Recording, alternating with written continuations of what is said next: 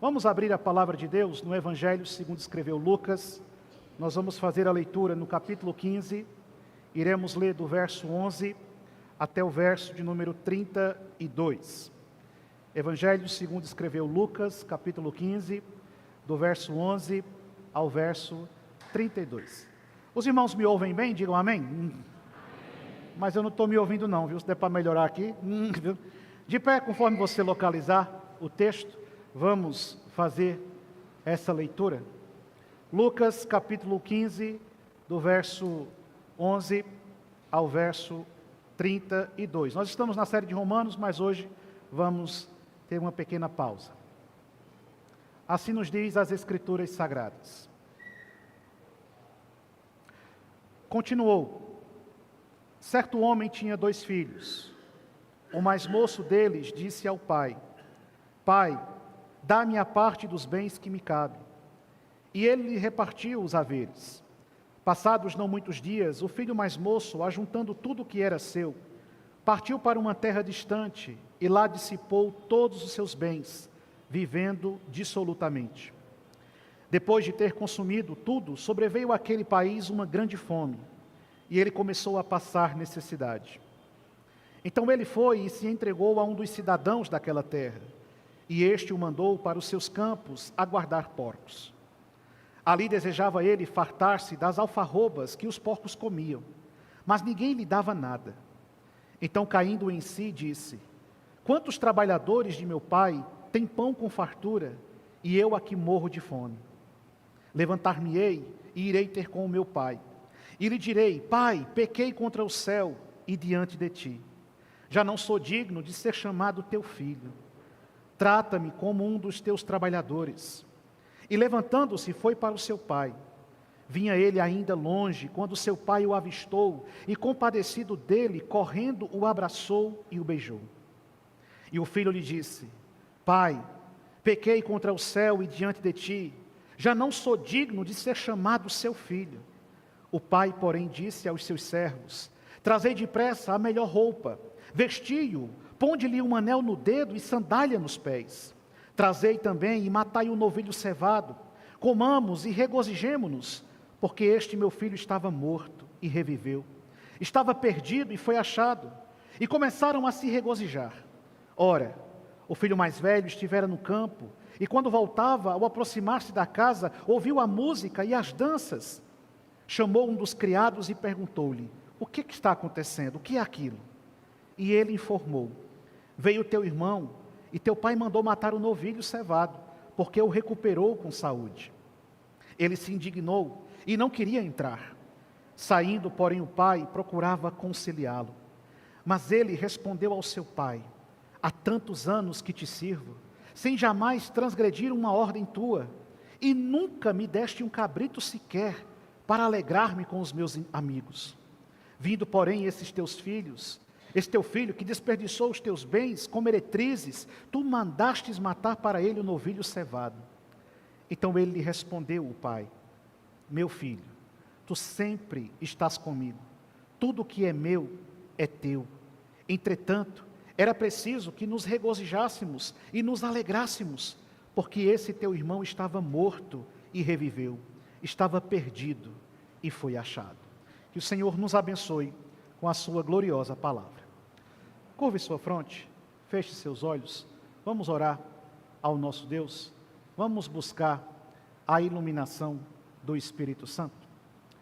Querido Senhor, nós te damos graças pelo privilégio de estarmos aqui nessa noite, reunidos neste lugar, com a finalidade de adorarmos o seu nome. Foi o Senhor que nos trouxe até aqui. Por nós mesmos, jamais chegaríamos até este lugar. Mas a tua mão nos conduziu, Senhor. Depois de louvarmos o seu nome com alegria, depois de exaltarmos o seu nome com tanta satisfação, depois de abrirmos os nossos lábios e colocar diante do Senhor nossa vida, nesse momento nós temos ao nosso alcance a sua palavra. E nós cremos que o Senhor fala através dela. E é por isso que nessa noite, Espírito Santo, tu que sondas as nossas mentes e os nossos corações, o Senhor que esquadrinha o nosso caminhar. Nós precisamos, nós necessitamos, nós queremos ouvir a Tua voz. Fala conosco, Senhor. Traz consolo ao nosso coração. Traz refrigério à nossa alma. Traz alívio às nossas feridas. Se preciso, confronte-nos, corrija-nos. Não permita, Senhor. Não permita que venhamos a deixar este lugar da mesma forma como nós chegamos até aqui hoje. Se aqui entre nós, ou a nos acompanhar à distância, houver alguém que ainda não conhece a Teu Filho como único e suficiente Salvador de sua vida, que nesta noite cadeias possam ser rompidas e pecadores libertos do domínio da morte, para o louvor do Teu santo nome. É isso que nós te pedimos, em nome de Jesus. Amém. Podeis sentar, meus irmãos.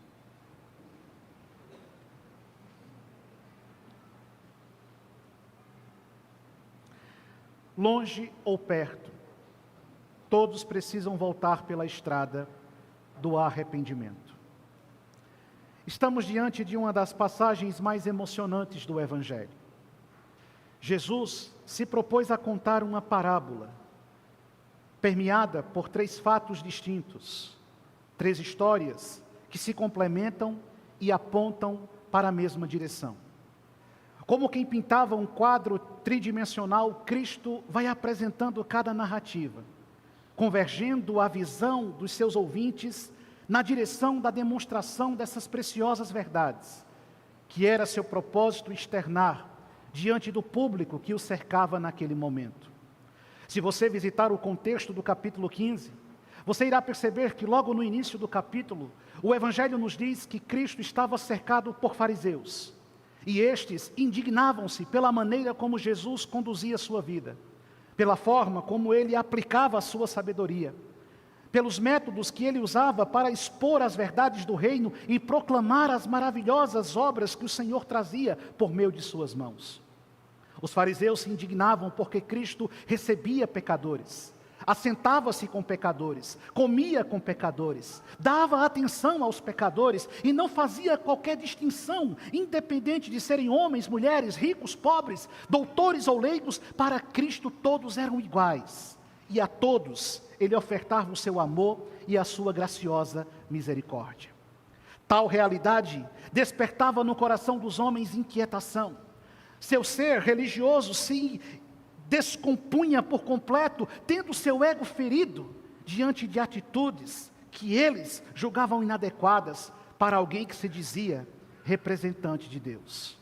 Por essa razão, Jesus então se propõe a contar essa parábola, apresentando-nos esses fatos, mostrando-nos essas verdades, a fim de nos fazer pensar sobre uma realidade que pode estar muito perto de nós, ou quem sabe distante, por um fato que pode revelar nossa condição e denunciar a nossa realidade. Longe ou perto, todos nós, em algum momento, precisamos voltar por uma estrada chamada arrependimento. Eu gostaria que você deixasse a sua Bíblia aberta no Evangelho de Lucas, no capítulo 15, do verso 11 até o verso 32. E eu quero percorrer esse texto com você nesta noite, de forma objetiva, a fim de compreendermos a maravilhosa verdade da graça do Senhor a nós reservada nesse instante. A primeira coisa que o texto bíblico me apresenta está justamente nos 2 primeiros versos que lemos, o verso 11 e o verso 12. E o que está escrito nesses 2 versos? Continuou o Senhor: certo homem tinha 2 filhos. O mais moço deles disse ao pai: Pai, dá-me a parte dos bens que me cabe. E ele lhe repartiu os haveres.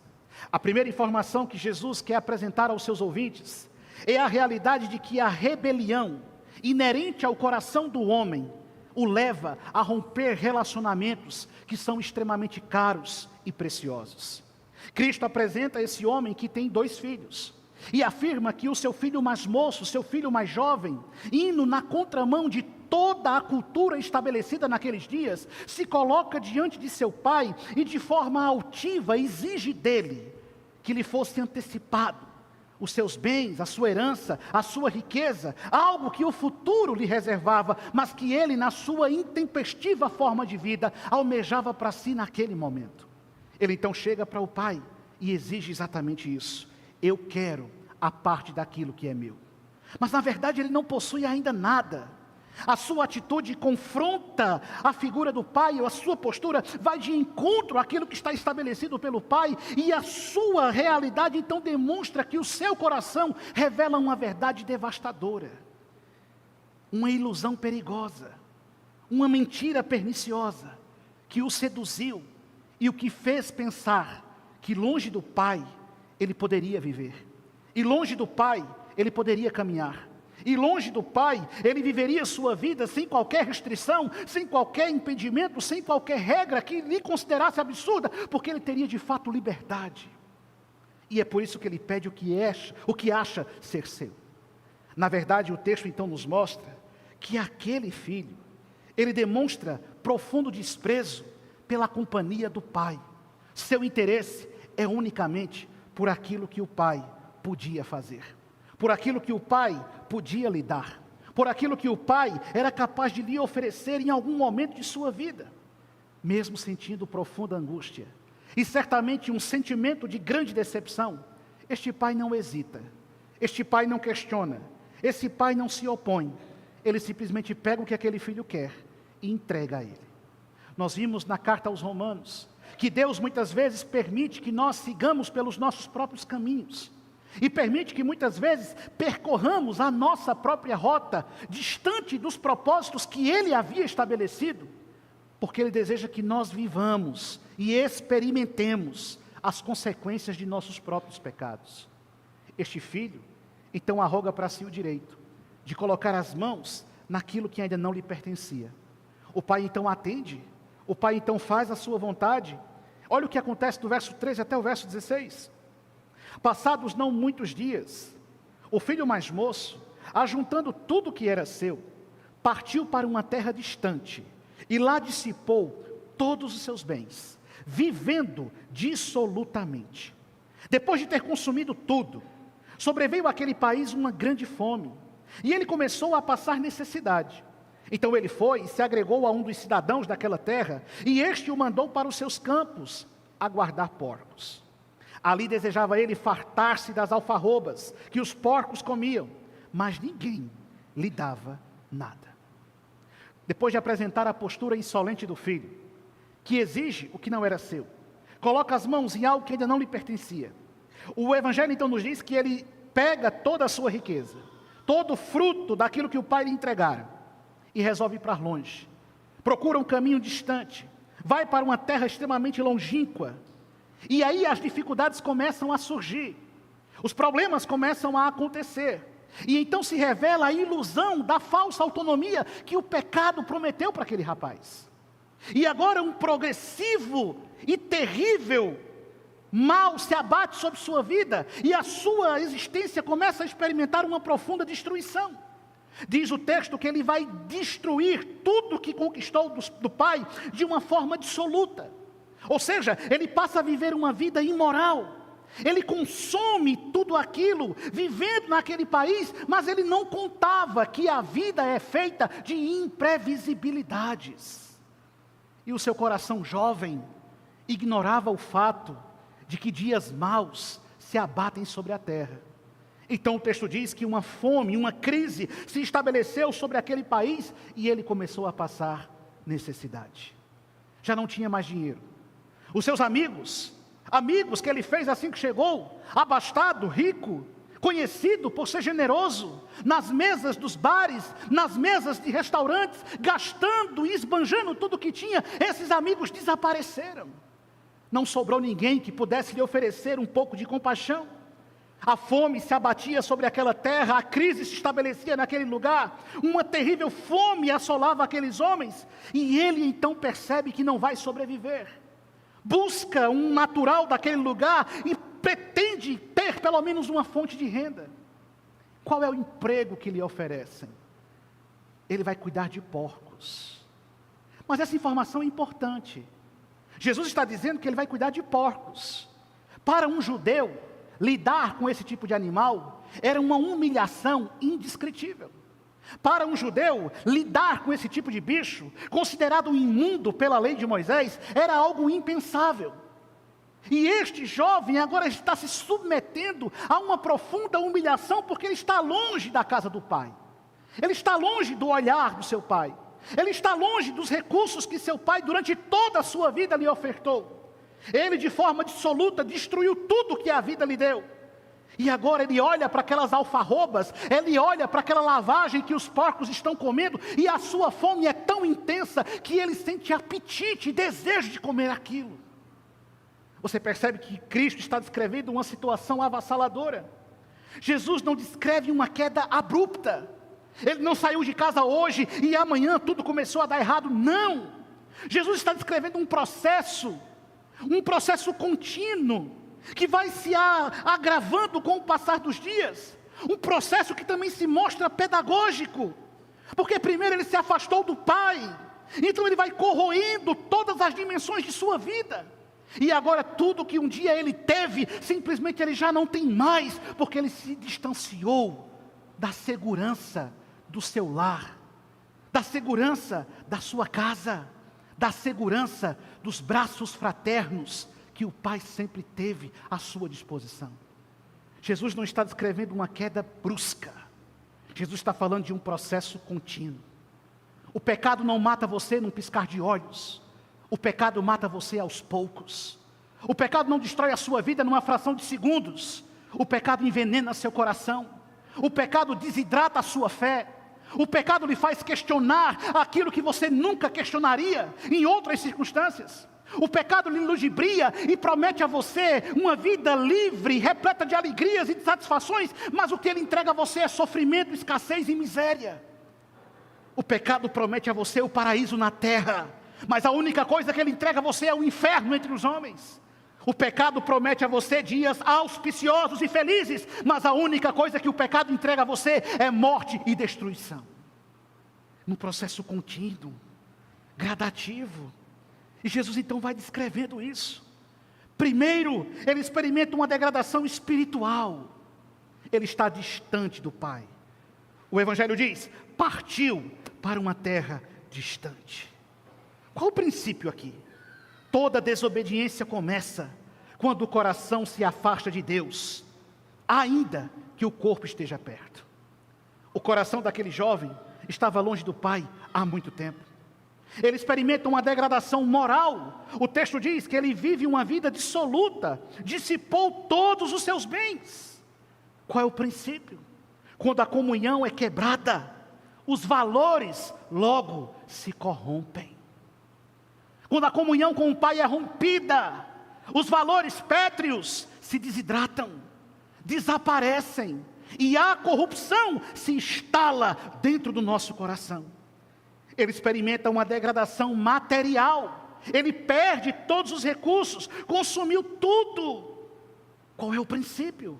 O pecado promete abundância, mas sempre, indiscutivelmente, termina na escassez.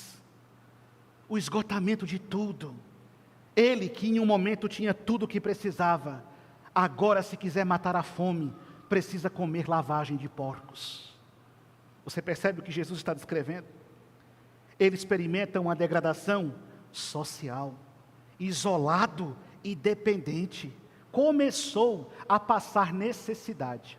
As expressões do texto grego conotam alguém que foi deixado de lado. Ninguém quer saber dele, ninguém dá a mínima para ele, ninguém liga para ele. Ele é um zero à esquerda, ele é uma pessoa indesejada.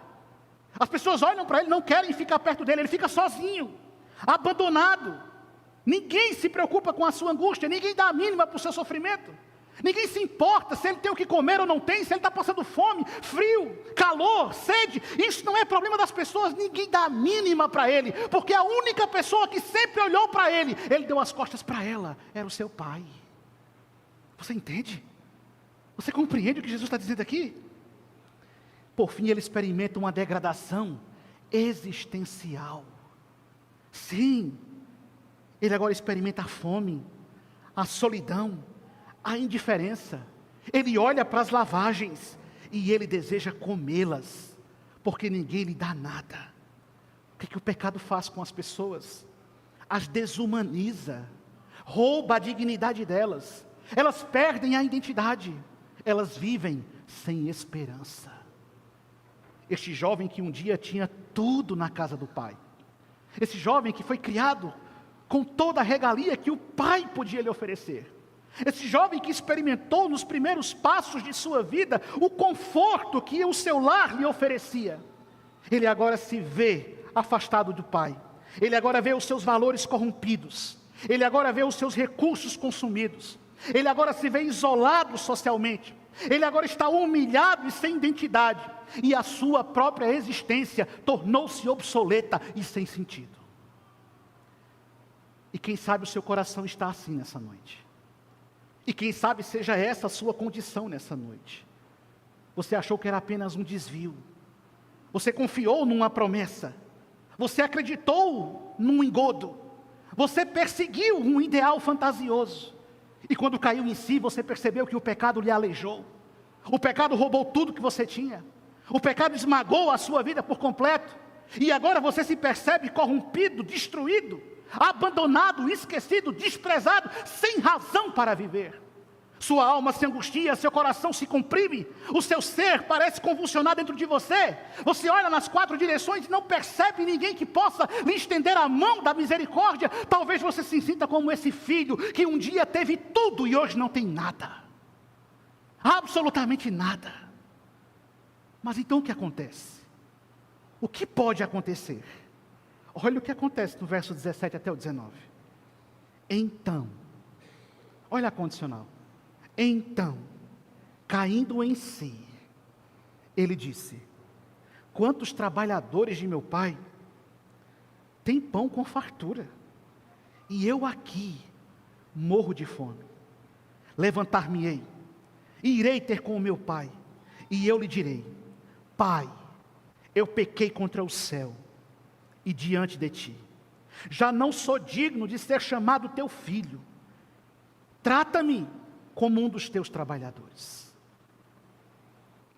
Aqui nós temos o despertar do arrependimento. Porque não basta sentir remorso, não basta sentir tristeza e continuar insistindo com a rebelião que te levou para longe de Deus. Não basta sentir saudades da casa do Pai e permanecer imerso nas atitudes que te levaram para longe da presença do Senhor. Não basta olhar para o passado e lembrar-se dele de maneira saudosista, como seus dias eram felizes e como hoje você sofre se você não faz o que ele fez. A primeira coisa que ele fez, ele caiu em si. O sentido da palavra grega aqui é: criou uma consciência, sua mente foi iluminada, ele finalmente cai em si. Não é apenas remorso, mas é um reconhecimento da realidade e tomada de uma decisão: eu preciso voltar, eu não posso mais continuar aqui. Ele não se lembra apenas do pão. A primeira coisa que ele diz: o meu pai. Ele olha para a situação que está vivendo, ele olha para o cenário que está diante de si, e ele se lembra que não apenas do pão. Lá em casa, ele tem um homem bondoso, generoso, fiel, digno, honesto, leal, que sempre me deu tudo e nunca exigiu nada de mim. E agora eu estou numa terra em que os homens exigem tudo de mim, enquanto eles não me dão absolutamente nada. E é isso que Satanás faz com você. Ele exige tudo de você, e ele não entrega nada a você. Ele oferece a você o caminho mais fácil, mas esse caminho te leva a um abismo de destruição. Então ele olha para si, e sua consciência é despertada. Antes de mudar de caminho, é preciso que você mude de percepção. Antes de mudar de lugar, é preciso que você mude a maneira como você enxerga as coisas. Antes de mudar de postura, é preciso que você mude a maneira como você percebe a sua própria escolha de vida. Caiu em si. Um despertar da consciência, um brotar da razão. Nas sombras obscuras da qual ele estava, uma luminosa graça o alcança, e ele então cai em si. E o que é que uma pessoa que cai em si faz? Ela não terceiriza a sua responsabilidade. ela não escamoteia a sua culpa, ela não procura responsáveis. Caindo em si, ele vai dizer: eu na casa de meu pai não passava o que eu passo aqui. Eu na casa do meu pai não vivia o que eu vivo aqui. Então eu vou me levantar. Levantar-me-ei. Sim, é preciso ter vontade. Não basta apenas querer, é preciso fazer. Não basta apenas pensar, é preciso agir. Eu me levantarei. A expressão grega é belíssima. É como se ele dissesse: não aceito mais viver do jeito que eu estou vivendo. Eu vou me levantar. Aqui ocorre uma virada interior, uma chave que muda. O arrependimento bíblico não é passivo, nem tampouco apenas emocional. Ele está dizendo: eu vou me levantar. Isso indica uma ruptura. Ele está rompendo com a inércia que o levou àquela situação. Ele está rejeitando a paralisia que o aleijou espiritualmente. E ele está evidenciando uma disposição concreta da busca por uma mudança. Eu vou me levantar. Eu não sei como você chegou ao lugar que você chegou até aqui. Eu não sei quais foram os caminhos que você trilhou, que te levaram até a sarjeta da escuridão e do pecado. Mas uma coisa eu tenho plena convicção e certeza, como o ar que eu respiro nesta noite: se você cair em si e perceber que longe de Deus não existe alegria alguma, e decidir se levantar, o Senhor lhe alcança com a sua doce e preciosa graça. Levantar-me-ei. Eu vou me levantar e eu vou em direção ao meu Pai. Mas eu vou para onde? Vou me levantar, não vou ficar do jeito que eu estou, mas eu vou para onde? Qual é a porta que eu vou bater? Qual é o lugar que eu vou buscar? O texto diz: me levantarei e irei ter com os meus amigos. Eu vou atrás dos meus conhecidos. Aquela turma boa, que a gente tomava uma cerveja de vez em quando, depois do futebol. Quando ganhava, quando perdia. Ah não, eu vou atrás daquele familiar bacana, legal. Eu até emprestei um dinheiro para ele uma época, possa ser que ele se lembre que está me devendo. Esse é o primeiro que esquece você. Eu vou me levantar e eu vou para onde? Não basta decidir, tem que decidir da forma certa. Eu vou me levantar e eu vou ter com o meu Pai. E eu vou atrás do meu Pai. Aqui nós temos o princípio da conversão. Conversão não é fugir do pecado, conversão é retornar para Deus. Conversão não é apenas chorar diante do erro, conversão é decidir ir correndo desesperadamente aos braços da misericórdia. Ele vai ter com seu Pai, e vai fazer o que quando estiver diante do seu Pai? Ele então ensaia a oração. Olha o que ele diz, olha só coisa fantástica: Pai, pequei contra o céu, e pequei contra ti. Quando ele decide levantar, quando ele decide voltar para o Pai, ele então apresenta uma confissão clara e teológica do seu pecado. Do seu pecado. Pai, eu estou aqui. Você tem que me aceitar porque eu sou bom. Você tem que me aceitar porque eu sou assim mesmo, eu erro, eu cometo bobagem, eu sou jovem. O Senhor tem que me aceitar, o Senhor tem que ser bonzinho comigo, eu sou seu filho. Não importa o que aconteça, eu sempre serei o seu filho. O Senhor tem que me dar mais uma chance. O Senhor tem que engolir os meus erros e passar a mão na minha cabeça e deixar que eu fique aqui com o Senhor. É essa a atitude dele? Não. Pai, eu pequei. Mas antes de pecar contra o Senhor, primeiro eu pequei contra o céu. Eu desobedeci aquilo que eu aprendi. Eu ignorei aquilo que eu ouvia. Eu rompi com os princípios e os valores que o Senhor me ensinou. Eu pequei contra o céu e eu pequei contra o Senhor. Ele então percebe que a sua culpa, ela é horizontal, mas ela também é vertical. E essa é a premissa que deve partir do seu coração. Você peca contra Deus e você peca contra o seu próximo. Você não peca apenas contra o seu semelhante, você também peca contra o seu Criador. E essa deve ser a sua atitude, a sua postura. Você precisa reconhecer diante dele: eu pequei. E o profeta Jeremias corroboraria com isso, dizendo: de que você se queixa? Do que é que você se reclama? A vida não foi boa com você? Você não teve as oportunidades que outros tiveram? Você não teve as vantagens que muitos tiveram? Pare com essa postura de vitimização. Você se queixa dos seus próprios pecados, você colhe a sua própria iniquidade, você bebe da sua própria rebelião, você pecou contra Deus. E essa é a verdade clara, nítida, que precisa então estampar-se diante dos nossos olhos. Ele se levanta e diz: eu reconheço, eu quebro o meu orgulho, eu esmago a minha soberba, eu percebo a minha indignidade, porque, Pai, eu não sou digno nem de ser chamado de teu filho. Se o Senhor me aceitar, pelo menos como um trabalhador dessa fazenda, eu já estou satisfeito, porque eu nem mereço isso. Porque fui eu que tomei a decisão de ir para longe do Senhor. Porque fui eu que cuspi na sua cara. Porque fui eu que destruí tudo que o Senhor me deu. O Senhor não tem absolutamente nada comigo. Eu não mereço nem ser o seu filho.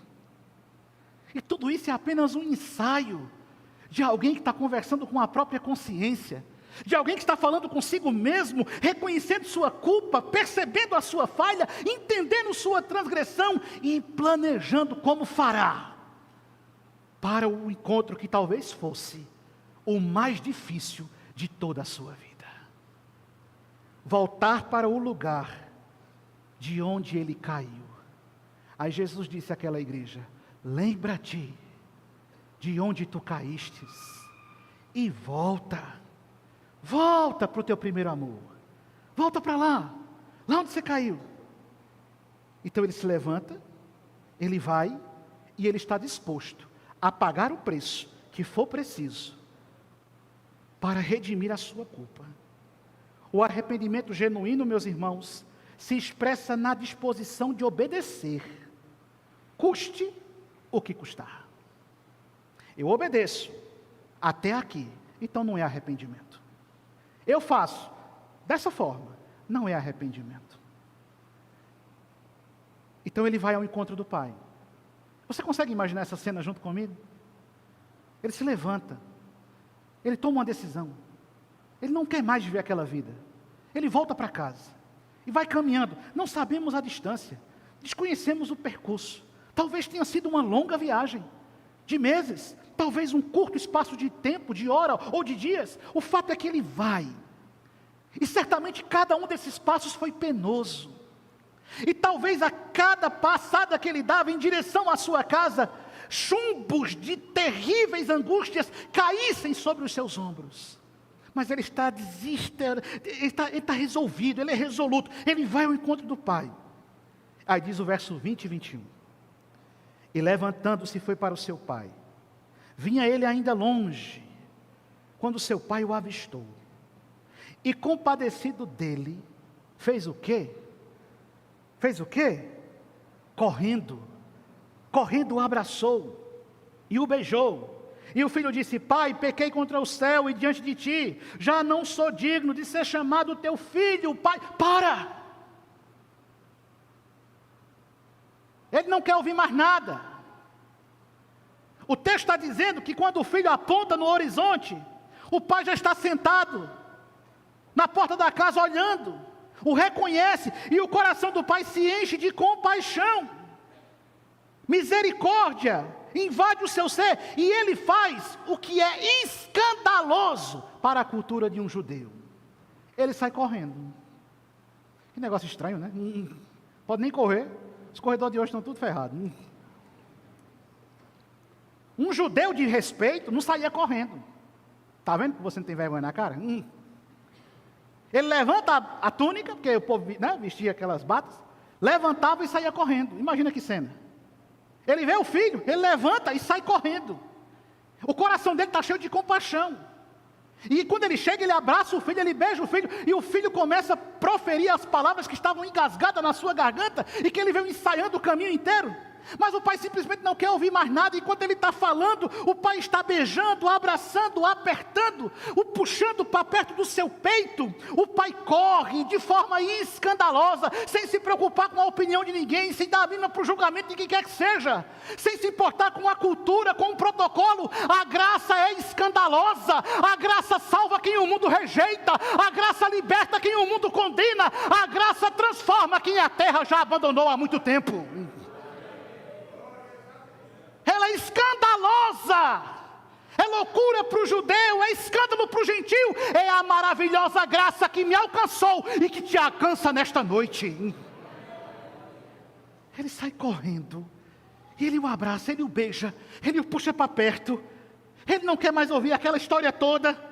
E enquanto ele está falando, enquanto ele está discursando, o pai interrompe a fala dele, verso 22, o pai porém diz aos servos, fala para os servos, traz depressa a melhor roupa, veste ele, põe um anel no dedo dele, coloca a sandália nos pés deles, traga também aquele novilho cevado que nós estávamos preparando para uma ótima ocasião. A ocasião chegou. Manda matar o novilho, sai por aí chamando toda a vizinhança, convida os amigos, chama todo mundo, porque o meu filho estava perdido e foi achado, estava morto e voltou à vida. E eles começam a se regozijar. Entende, meu irmão, enquanto ele, na sua limitada percepção humana, ensaiava a melhor forma de se colocar diante de Deus, Deus não queria sequer ouvir as palavras que saíam da sua boca, porque antes que ela descesse aos seus lábios, o Senhor já sondava as profundezas do seu coração. Enquanto ele está preocupado com o protocolo e o ensaio do encontro, a graça quer romper toda a barreira e restituir aquilo que o pecado roubou. E o que foi que o pecado roubou de você? Quantas coisas ele pode ter tirado de você, mas a coisa mais preciosa que ele rouba de você é a sua comunhão com Deus, é a sua relação com Deus. Coloca um anel na sua mão, porque ele não é estranho nessa casa, ele é meu filho, devolva a ele a dignidade de um filho. Coloca a sandália nos seus pés, por quê? Ele não será escravo nessa casa, aqui ele goza verdadeira liberdade. Mate o novilho cevado, porque este filho renasceu, então nós temos que celebrar. Você compreende isso? Quando nós trilhamos o caminho da humildade, quando nós nos dispomos a levantar do nosso lugar de soberba, da nossa arrogância, das nossas desculpas, dos nossos arbitrários modos de vida, quando nós deixamos tudo isso para trás e vamos ao encontro dele, a nossa preciosa comunhão com ele é restabelecida. É restabelecida. O evangelho podia parar aqui, a história podia se encerrar aqui e estava ótimo. Que cenário maravilhoso. Um filho que foi para longe, rebelde, insolente, desrespeitoso, finalmente caiu em si, aprendeu com seu erro, voltou arrependido, o pai o abraça, o acolhe, o beija, faz uma grande festa, mas aí tem uma vírgula, tem um ponto e vírgula. Olha o verso 25. Ora, existe outro filho, o filho mais velho, que estava no campo, e quando voltava, ao aproximar-se da casa, ouviu a música e as danças. Chamou um dos criados e perguntou-lhe: que é aquilo? Ele lhe informou: veio teu irmão, teu pai mandou matar o novilho cevado, porque o recuperou com saúde. Chegou aqui todo arrebentado, mas pelo menos saúde ainda tinha. Não é normal, né? Ele se indignou e não queria entrar. Que coisa estranha. Coisa esquisita. Em vez de ficar feliz, meu irmão voltou para casa. Meu irmão apareceu. Não recebíamos notícias dele há muito tempo. Não sabíamos nada sobre ele. Ele voltou para casa. O coração dele está cheio de quê? A expressão foi usada: indignação. A palavra grega pode ter o significado de ódio mortal.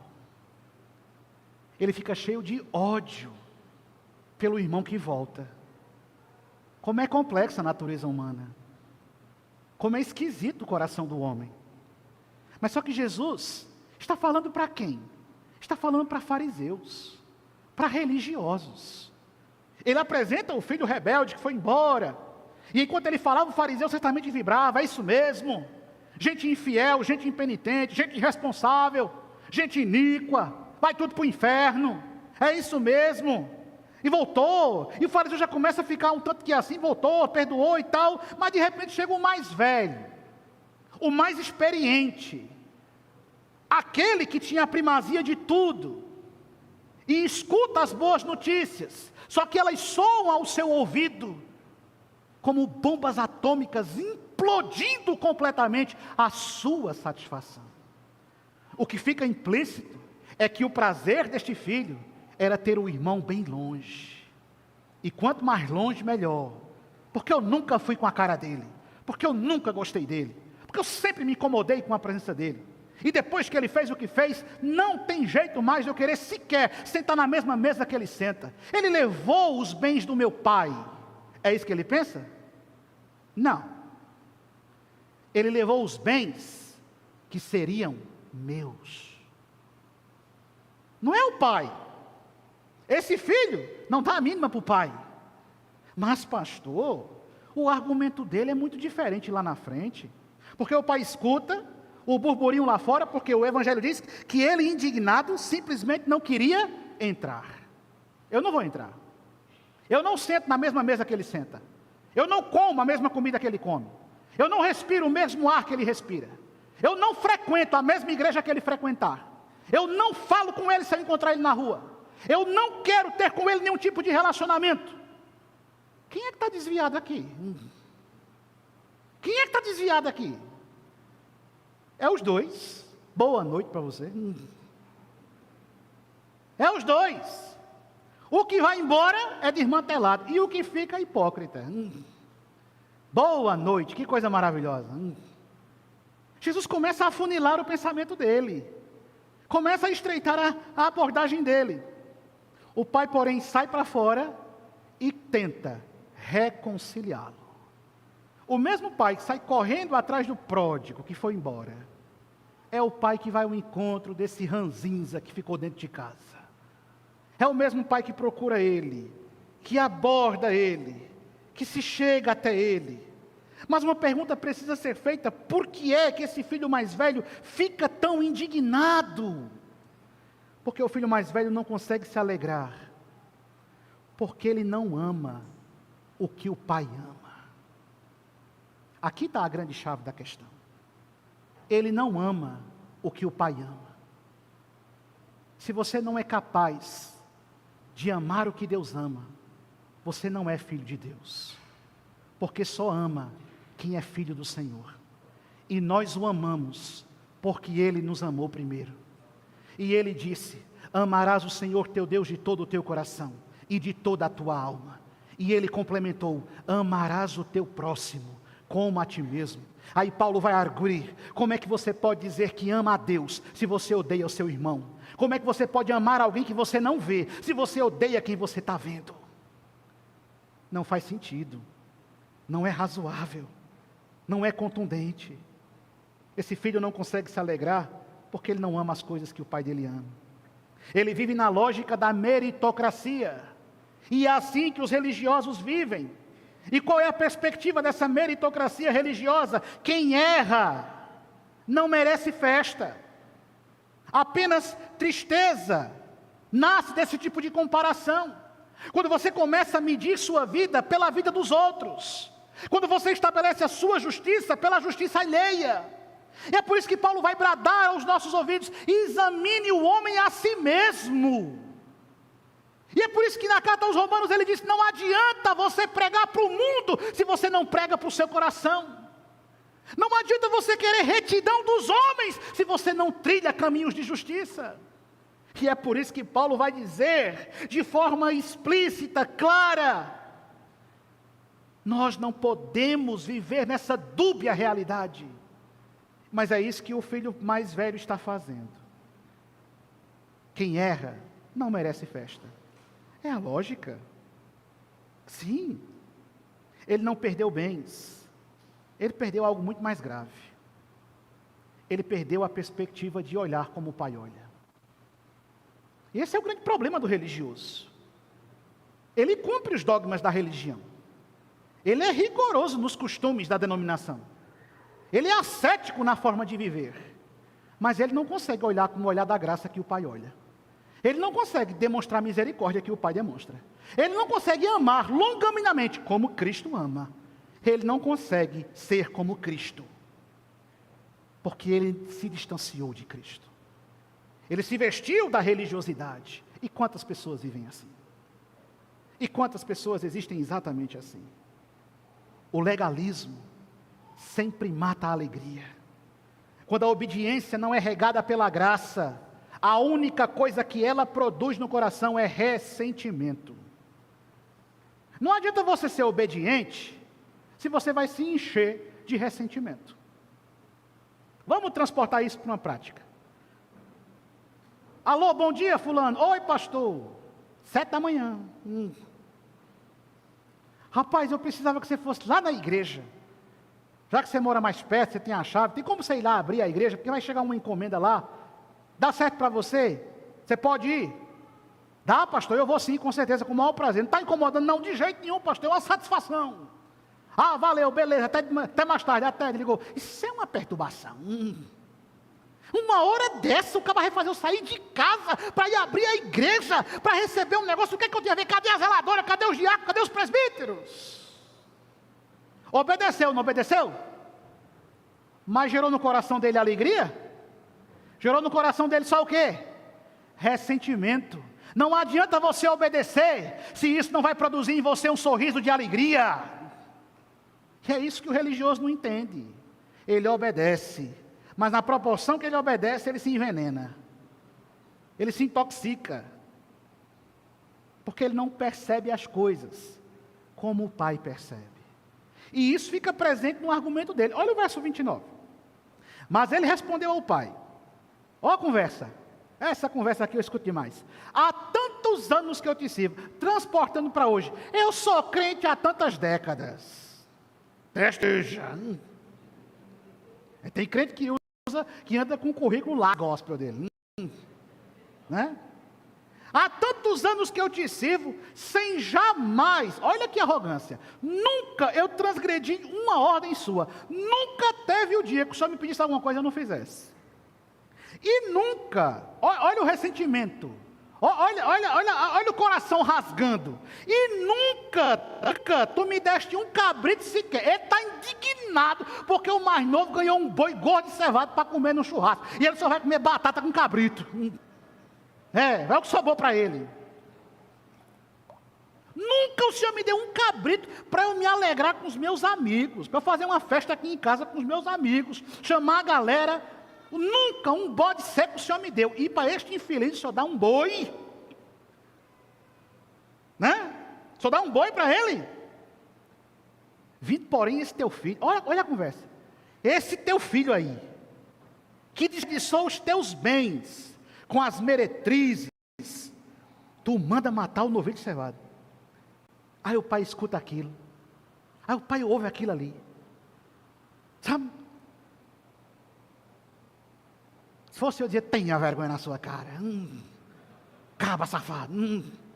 Mas não é eu. O pai olha para aquilo e diz, meu filho. Ainda chama de meu filho. Olha como Deus é bom.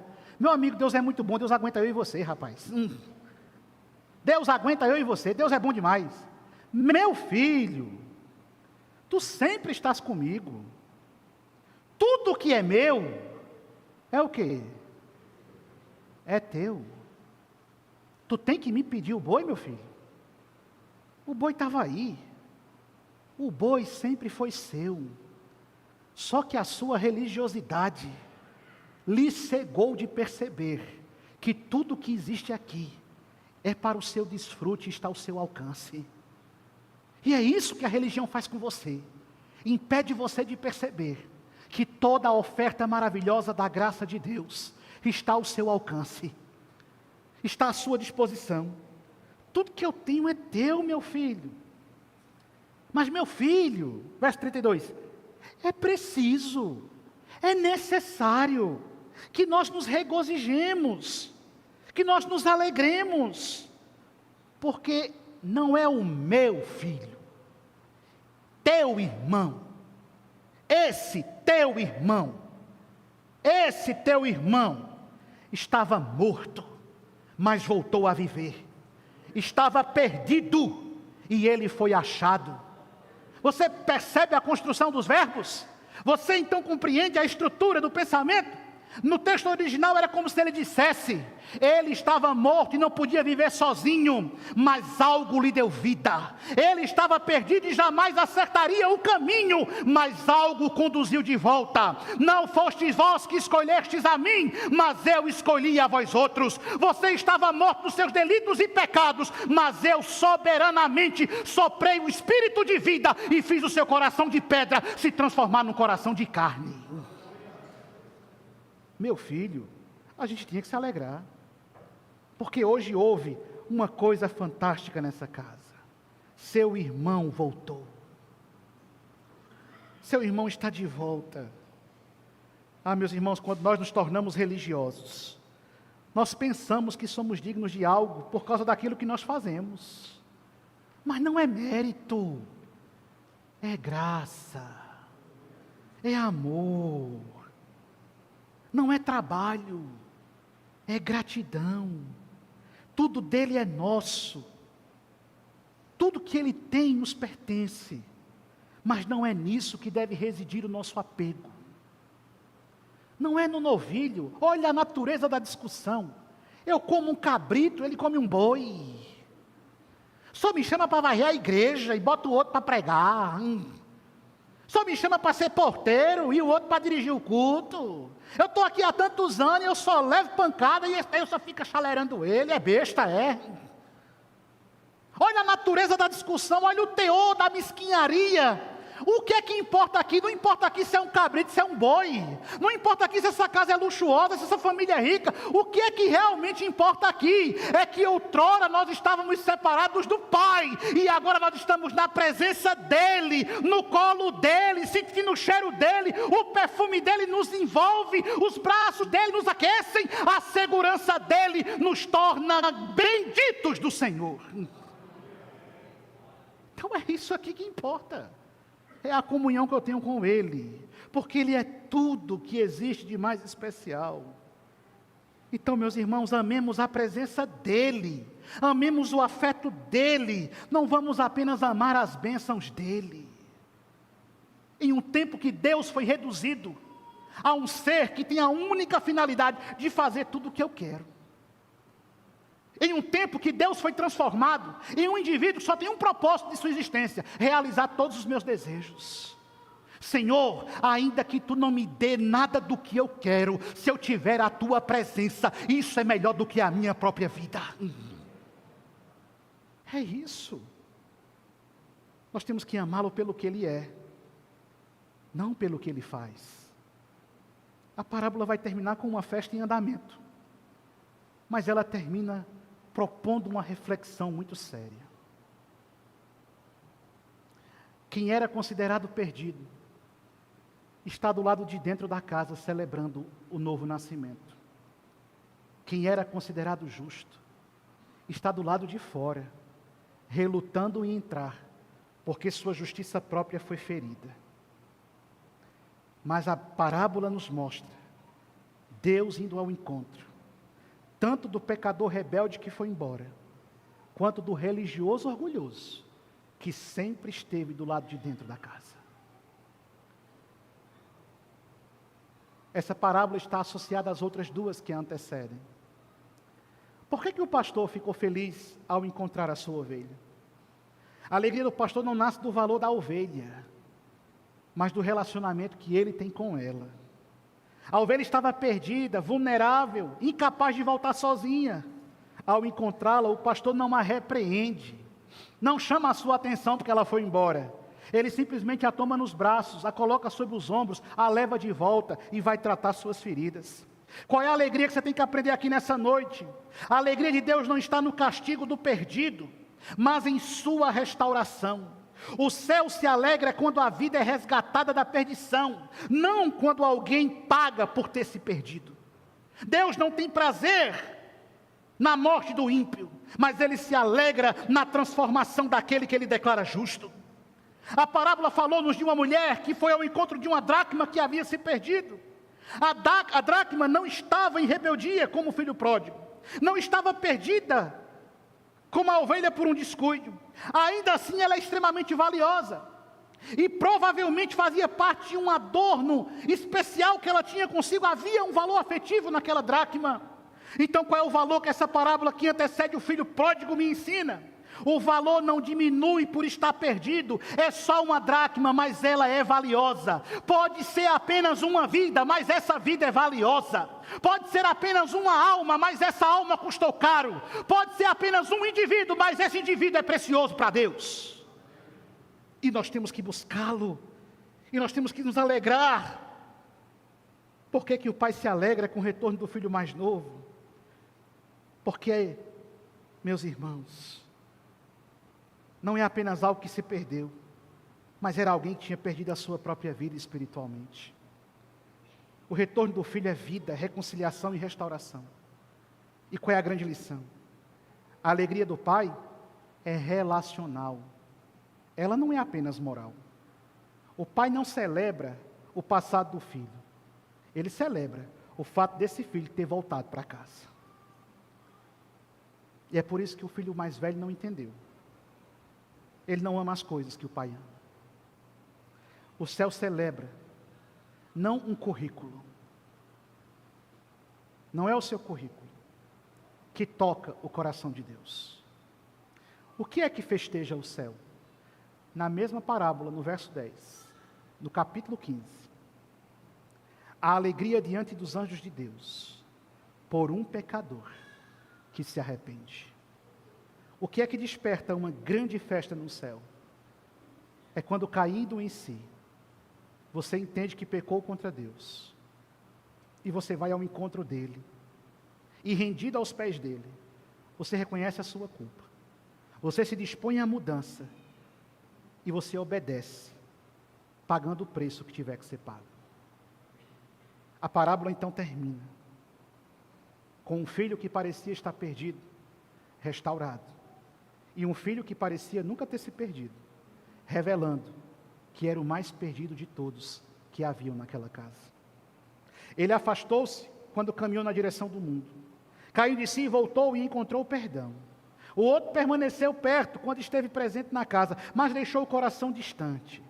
Ainda assim foi chamado à reconciliação, porque longe ou perto, perdido pela rebeldia ou cego pelo orgulho, o pai jamais deixou de buscar os seus filhos. Sempre estendeu os braços, sempre preparou o caminho da volta. Meu irmão, volte hoje para a presença do seu verdadeiro pai. Não importa as escolhas erradas que você tenha feito. Não importa o quão equivocada tenha sido as suas atitudes. Não importa o quão errado tenha sido o seu caminho. Não interessa se o pecado destruiu tudo que você um dia teve. Não importa se levianamente seduzido pelo diabo, você se afastou para longe de Deus e se entregou às suas próprias paixões. Não interessa nessa noite qual é a gravidade do seu pecado. Não importa nessa noite qual é a natureza da sua culpa. Não existe absolutamente nada que você tenha feito que nesta noite o sangue poderoso de Jesus não possa lavar. Se a sua alma estiver verdadeiramente arrependida, se você conscientemente confessar a sua culpa, rendido aos pés do Cordeiro de Deus que tira o pecado do mundo, Ele declara você justo hoje, e você então passa a ter direito de carregar um anel do dedo, ter uma sandália no seu pé e uma roupa nova, mostrando ao mundo que um dia você foi escravo do pecado, mas hoje você é filho e vive a liberdade de Deus. Ele pode fazer isso por você. Seja qual for a sua condição, longe ou perto, todos nós precisamos voltar pela estrada do arrependimento. Mas não deixe isso para amanhã, porque um dia a porta da graça se fechará, e você nunca sabe quando é o último suspiro, quando é a última viagem, quando é a última despedida. E é por isso que a Bíblia de forma sábia diz: se hoje você ouvir a voz de Deus, não endureça o seu coração. Seja qual for a sua culpa, Jesus Cristo pode te libertar. Que Deus te abençoe em nome de Jesus. Curve sua fronte. Feche os seus olhos.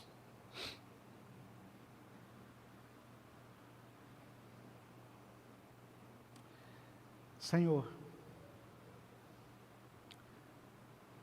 nós estamos diante de Ti nesse momento. O Senhor sonda o nosso coração. O Senhor esquadrinha os nossos passos. Somente o Senhor é capaz de determinar se a nossa condição aqui é desse filho rebelde, que foi embora, que abandonou tudo, que rompeu com tudo, e que hoje, destruído, experimenta o amargor da transgressão.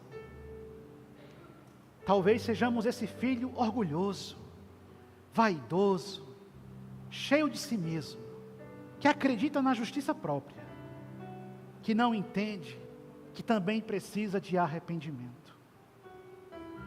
Senhor, seja qual for a nossa condição, neste momento sonda as profundezas do nosso coração.